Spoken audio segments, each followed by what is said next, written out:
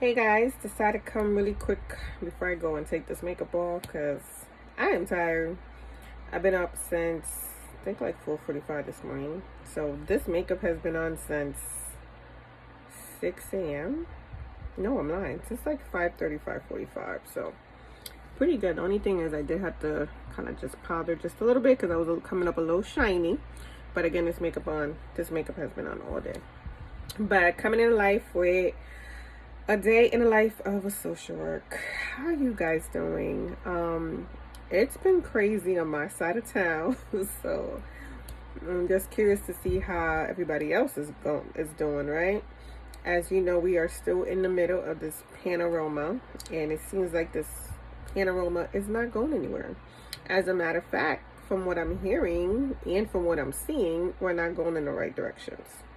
So with that being said, I don't really have a topic, but the one thing that is coming up a lot is our elders. So, there's a lot of elders and seniors, living among us, living in communities, living alone, functioning pretty much like they're pretty much making it do what it do, right? Figuring out how to survive. And what I'm finding is an abundance amount of elders or seniors coming into the hospital, and now every consult is unsafe living environment or question safety concerns. Can this person return back to their prior level of functioning? Can this person live at home, or do they need to be placed in a nursing home? So we are getting an abundance amount of consults for our senior population because they are coming in. And what I found is that, we have these wonderful home care services in place, but I don't know, I feel like they don't do anything. They rather send the patient to the hospital and tell these family members or the patient themselves is go to the hospital because they will help figure it out. They will help secure a plan for you. They will help you with long-term placement. They will help you with applying for Medicaid, which, for those of you guys who don't know, Medicaid Husky C is the one that covers long-term plan, whether the senior wants to be in a home or whether they want to be in their own private home with services, whether it's 24-hour care or let's just say more than what your average private insurance or Medicare is going to cover. So these home care services, they sent these people in here and they tell them the hospital will fix it. A hospital is acute. It's supposed to be something short term. You come in, you get whatever it is that's going on fixed, and you're discharged. But what we find is that, we have patients who are just, they're here.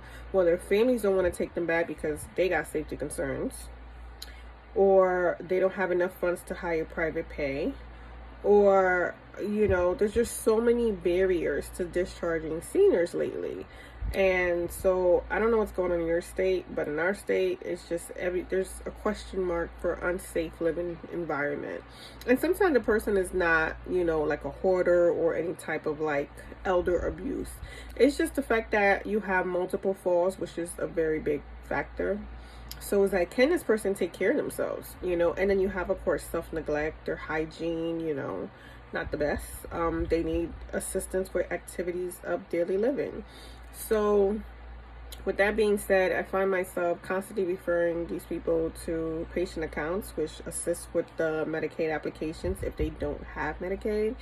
Because again, you need to do a 5-year look back. They have to apply. That takes anywhere from 30 to 45 days to become active, so it's a lot. Most of these people, if we can get them into a short-term rehab, which that's what we're doing, we're in the hospital, our first goal is short-term rehab, because then your private insurance will cover short-term rehab. Now anything that once your short-term rehab days are pretty much done, then that's when you would need to have a second insurance, most likely Medicaid Husky C, to cover the long term. And the Medicaid Husky C is for our patients or anyone who it's usually you're older and you have either Social Security benefits or retirement or any type of whatever income you receive a month. Whereas Husky D, that's usually someone who has no income or worked very little or didn't work enough to put back into the system. So then a lot of times they qualify for Husky D. But nursing facilities prefer Husky C because that shows you had some type of income, so they'll get more with a Husky C. They will take a D occasionally, but they do prefer a C because that person had some type of income. Or if they're considered disabled, then they'll receive disability. Social Security, disability, retirement, pension, whatever we all consider income. Assets. If they own their home and can no longer return back home, then they end up in a nursing home, and guess what? The government takes your home to pay for your stay in the nursing home. So we're finding a lot of that. Like, it's just been an abundant amount of long-term placement. Everyone's coming to the hospital and they have no place to go, or they cannot return to their prior living arrangements. Like, you came in here and you had a home, but now either you're telling us you're unsafe, or your family, or you have these wonderful conservators that's telling you, oh, this person needs placement. Well, that's your job. You're the conservator. You're supposed to start applying for long-term insurance or Medicaid, and you're supposed to start working in the community with the provider, with the home care agency. We put all these wonderful resources in the home, in the community, to help our patients stay out of the hospital, to to lower our rehospitalization rates, but yet they fail. Again, they either keep coming back or they come back and all these home care services didn't do anything. I love it when a patient comes in the hospital and they're calling you to report all the concerns that they had. And I'm thinking, oh, well, what did you do? And it's literally like that. They were like, oh, we want to talk to the social worker. Okay, well, this is a reason that this patient can return home. Their house is a hoarding situation. Did you call protective service for the elderly? Well, no. You're in the home.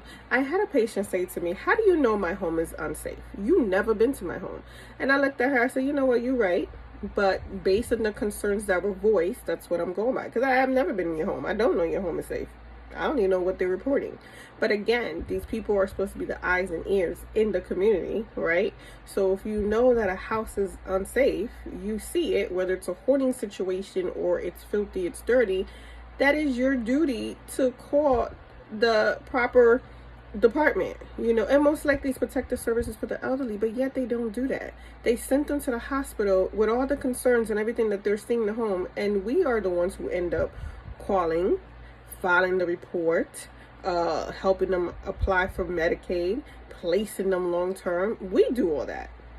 See, I remember there was, word in the block was that hospital social workers don't do anything. I don't know what hospital, because this is the second hospital that I work at, and we work. A lot of people used to say, oh, I want to be a hospital social worker because you guys don't do much. Or you guys do is kind of, give resources. You pretty much, tell them how to go about getting the services that they need. No, there's a lot of stuff that we do. A whole lot. These community home care programs are supposed to be here, and sometimes I feel like they're failing the patients.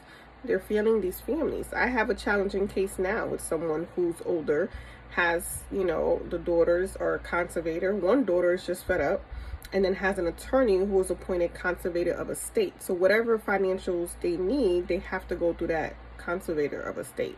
And the most likely, if the judge did not appoint the children, is because there was probably some shady business, or maybe they were using that person's money not for the right things. So this is why sometimes you'll have family be conservator person to make this medical decisions, but they are not over finances. And now, of course, this lady is elderly, and she's open to go. She wants to go home, of course. No one wants to go into a nursing home, right? So let's be real. But again, she goes home and she fails within 24 hours. She falls down. Discharge is already failing. So placement becomes an issue, but guess what? That takes time. This is stuff that you start working with in the community, whether it's the home care provider, whether it's your PCP. These are things that are supposed to start, but yet they never do. They come to the hospital, next thing you know, they're here 7 days, 10 days, 30, 40, 50, 60, and it goes on, because we're doing all the legwork. We're doing everything to get them placed long term. So that's what, you know, I'm finding. I have a lot of that going on right now. So my floor, I get a lot of complex cases. I mean, the whole hospital does, but my floor, we get a lot of complex cases. So, you know, average hospital stay should be 7 days. My floor, the length of stay floor, you're lucky if they don't. They're usually here, and this is like the more complicated case, over 100 plus days. I had people here for a whole year. Okay, listen, but we can't make things move faster. You know, we are a hospital, so we're working with what we have. And that's what makes it so difficult. That, and this is where my frustration is with these home care agencies that's supposed to be helping. They have social workers, they have nursing, physical therapy, OT, speech, whatever you need. That's the whole point, is to keep this person home as safe as we can. It's not going to be a perfect plan, but you want to keep them as safe as we can. And if home does not work, then you as a community provider need to start working on plan number 2. Not your plan is to send them to the hospital and let them place them and figure them out and tell us that, oh, it's unsafe, this person can return. And by the way, we're not taking the case back. Get that a lot too. But yeah, so that's just pretty much my rambling on regarding, you know, what's going on in the senior population. It seems like most of them are just at this point where they're unsafe to return home, and that's just the reality of what it is. So yeah, I think I'm done rambling on. This is a quick video. Again, it's just been a very crazy month. It's busy. I'm just waiting to see what my state does with this housing situation, because right now our governor is looking into extending the what is it, you cannot evict anyone till August 31st. I feel like they're just prolonging what we know is going to happen, because the moment all these people get evicted and they're out on the street, they have no place to put them. 211 in our state, which is every state is different, ours is 211, they have no place to put them. There's no shelter bed, there's none of that. So what they do is that they come to the hospital and they look for you to help place them and to help them find an apartment. And the reality is, we do not help you find an apartment. It's a hospital. We tell you to call 211. 211 tells you there's no shelter beds. 211 tells you there's a waiting list. And honestly, we know that. I called and asked them about that. So I'm waiting to see what our governor does, because it seems like every month they keep trying to push it back and push it back because they know what's going to happen. So I know once that date is, if it's July 31st, then it's going to be several people come August 1st or the month of August that's going to be out in the streets. It's sad, but it's the reality. You know, it's the aftermath of this panorama for some people, because there are other people that weren't paying rent prior to this. Let's be real. There are some people that just weren't paying rent. Okay, I don't know where they thought they could live rent free, but there are some people that, yeah. But anyways, thanks for watching, and I will see you in next month's video. Bye now.